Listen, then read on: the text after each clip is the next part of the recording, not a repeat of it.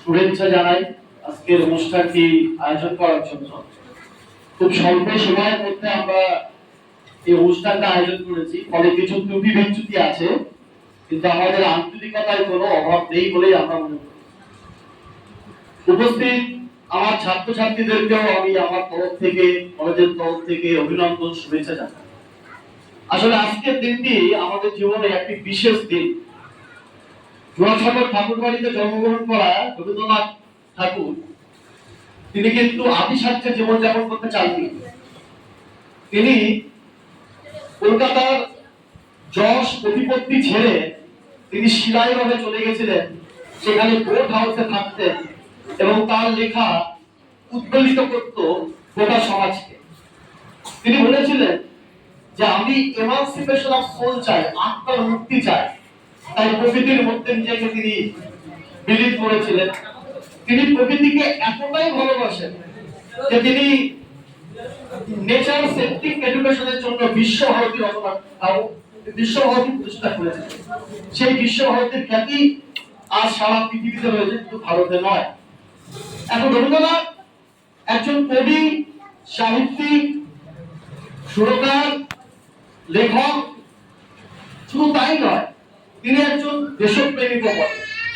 তার লেখা আমাদেরকে উদ্বুদ্ধ করে, তার লেখা আমাদেরকে বিভিন্ন সময়ে আত্মসামাজিক পরিস্থিতি নিয়ে আমাদেরকে জানান দেয়।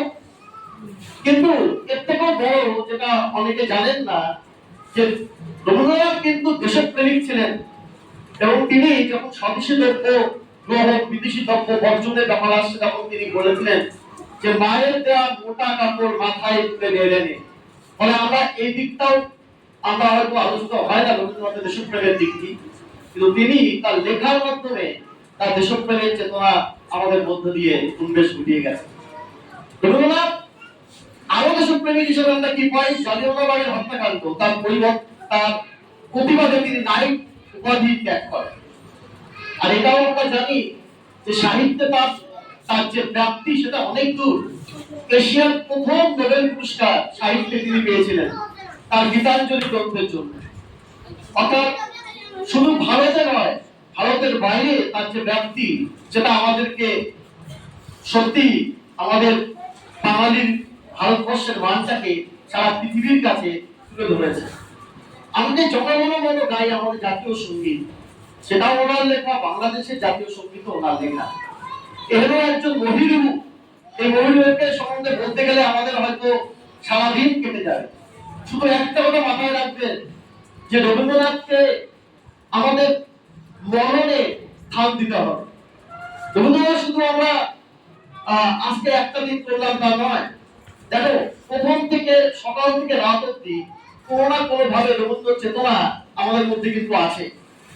এবং এটা মাথায় রেখে তোমরা এগোবে যে কোনো একজন ব্যক্তিকে সম্মান জানাতে গেলে তাকে নিয়ে জানতে হয়, তাকে নিয়ে পড়তে হয়।